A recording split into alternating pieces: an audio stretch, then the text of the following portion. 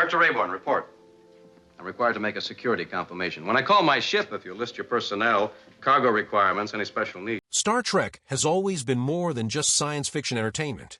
From its inception in 1966, the franchise has served as a platform for exploring controversial social issues, challenging cultural norms, and pushing the boundaries of what television could address. While this bold approach earned the series critical acclaim and a devoted following, it also led to certain episodes being restricted, edited, or outright banned in various regions. These weren't minor editorial disagreements. They were stories that networks, censors, and entire countries deemed too disturbing, too provocative, or too ahead of their time for audiences to witness. What makes these banned episodes particularly fascinating isn't just their controversial content, but what they reveal about the societies that rejected them.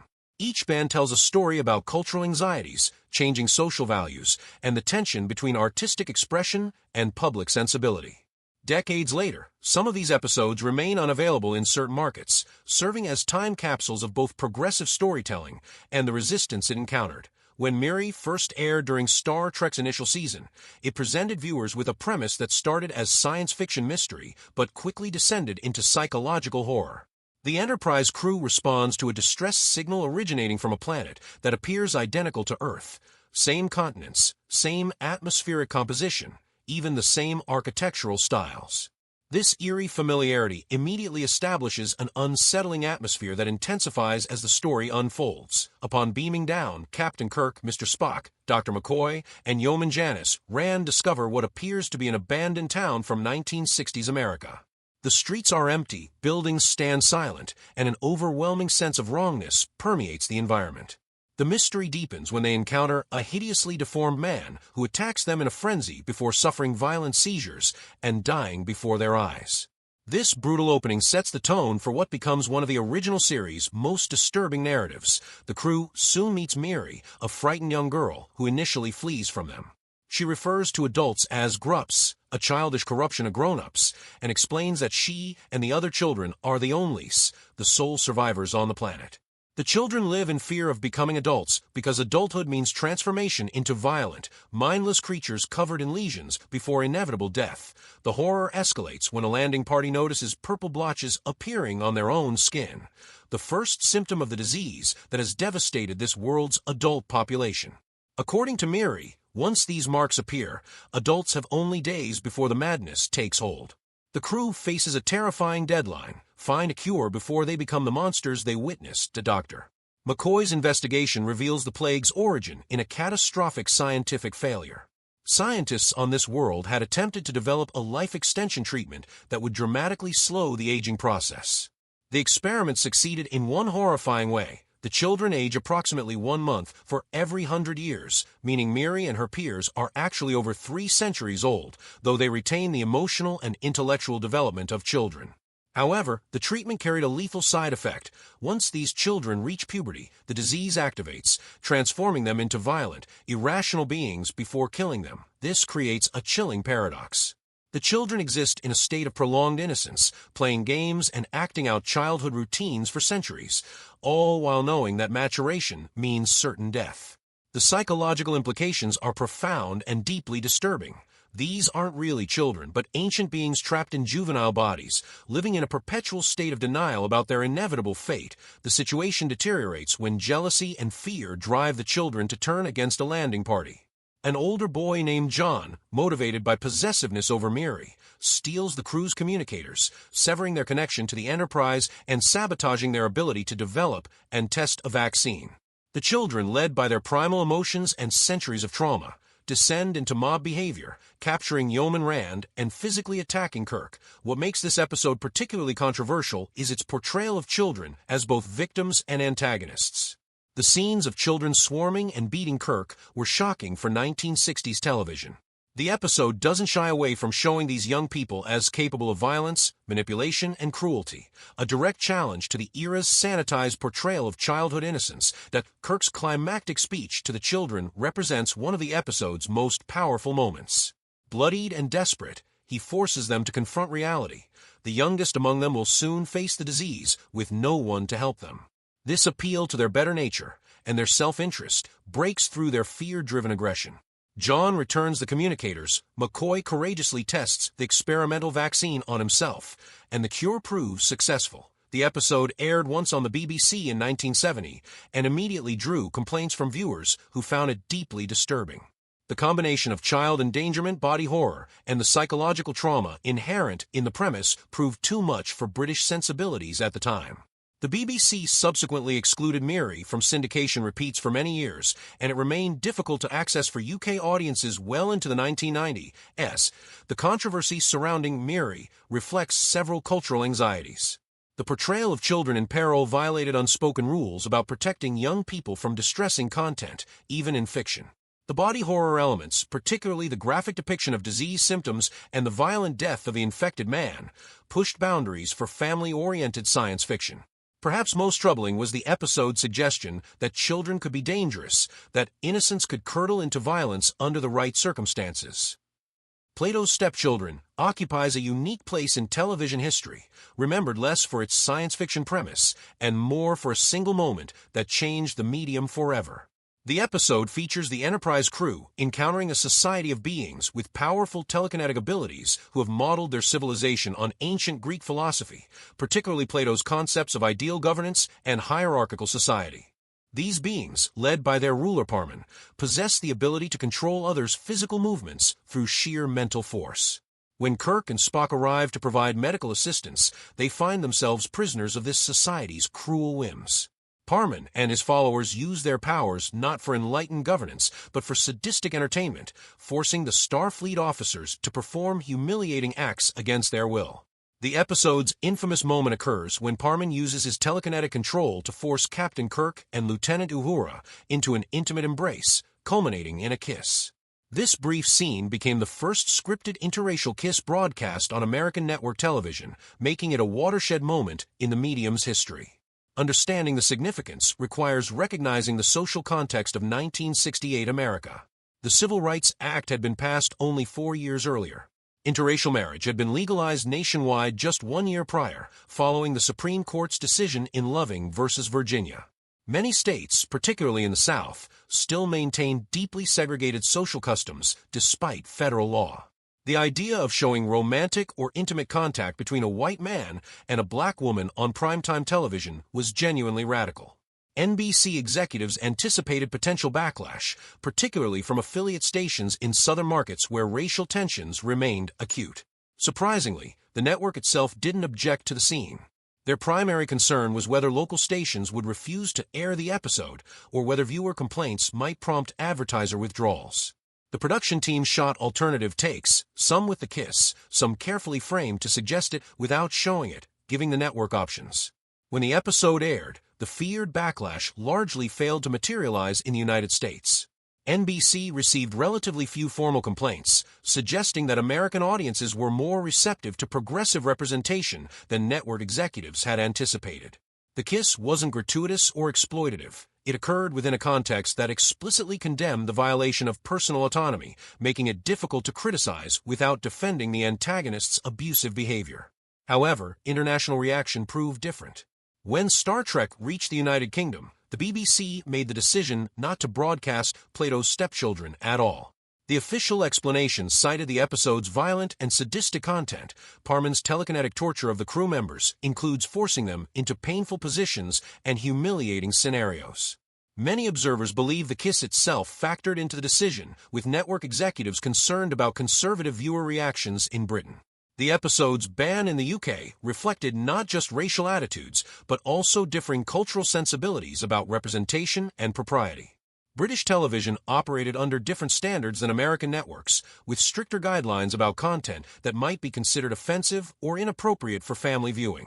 The combination of the interracial kiss and the sadistic torture scenarios proved too controversial for BBC programmers. What makes Plato's Stepchildren particularly interesting from a storytelling perspective is how it uses the forced nature of the kiss to comment on autonomy and consent.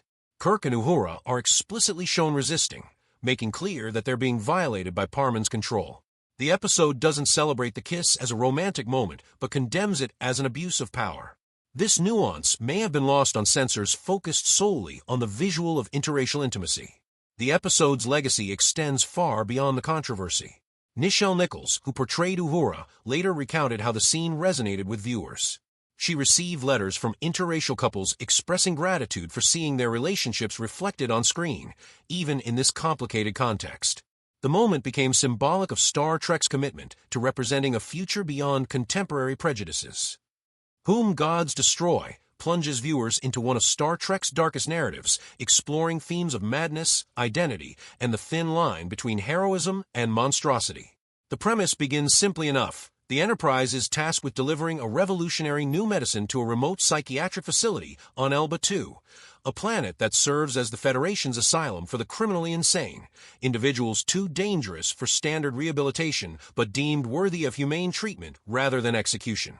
What should be a routine humanitarian mission becomes a nightmare when Kirk and Spock discover that the inmates have already seized control of the facility. The asylum is now ruled by Garth of Izar, a name that carries significant weight in Starfleet history. Garth was once a legendary captain, celebrated for his tactical brilliance, his compassion, and his contributions to Federation diplomacy. His victories are still studied at Starfleet Academy, and his name commands respect throughout the fleet. But the Garth that Kirk and Spock encounter bears little resemblance to the hero of legend. Severely mentally ill and completely detached from reality, this Garth believes himself destined to rule the galaxy. He has somehow acquired the ability to shapeshift, to perfectly mimic the appearance and voice of anyone he chooses, making him extraordinarily dangerous. This power allows him to manipulate everyone around him, impersonating the facility's administrator to lure Kirk and Spock into his trap. The episode doesn't treat mental illness as a simple plot device. Garth's delusions are portrayed with disturbing realism. He genuinely believes in his divine right to power, oscillating between grandiose speeches about his destiny and sudden violent outbursts when his authority is questioned. His condition is tragic precisely because glimpses of the brilliant officer he once was occasionally surface, only to be consumed again by his fractured psyche. Once captured, Kirk and Spock are subjected to psychological torture that proves more disturbing than physical violence. Garth alternates between attempting to seduce Kirk into joining his cause and punishing him for resistance. He plays elaborate mind games, using his shape-shifting ability to create confusion and doubt. The power dynamics constantly shift as Garth demonstrates his complete control over the situation, over his fellow inmates, and over life and death itself. One of the episode's most shocking moments occurs when Garth casually kills another inmate simply to demonstrate his power and ruthlessness. The murder serves no strategic purpose. It's pure theater, designed to break Kirk's spirit by showing that Garth recognizes no moral constraints. This sudden act of violence, combined with Garth's eerily calm demeanor, creates a sense of unpredictability that makes every scene tense. The climax builds to a confrontation where Garth uses his shape-shifting ability to impersonate Kirk himself. Spock finds himself facing two identical captains, each claiming to be the real James Kirk and insisting the other is Garth in disguise. This scenario creates genuine suspense. The viewer knows which is which, but Spock cannot rely on visual identification. He must use logic and his intimate knowledge of Kirk's character to identify his captain. The BBC's decision to ban Whom Gods Destroy stemmed from multiple concerns about its content. The portrayal of severe mental illness as dangerous and unpredictable raised worries about stigmatization. The casual violence, particularly the murder of a mentally ill patient, crossed lines about depicting cruelty. The psychological torture scenes, though not graphic by modern standards, were considered too intense for the family audiences that typically watched Star Trek in the UK. Additionally, the episode's treatment of its asylum setting troubled censors. The facility is shown as inadequate, easily overtaken by its patients, with staff unable to maintain control.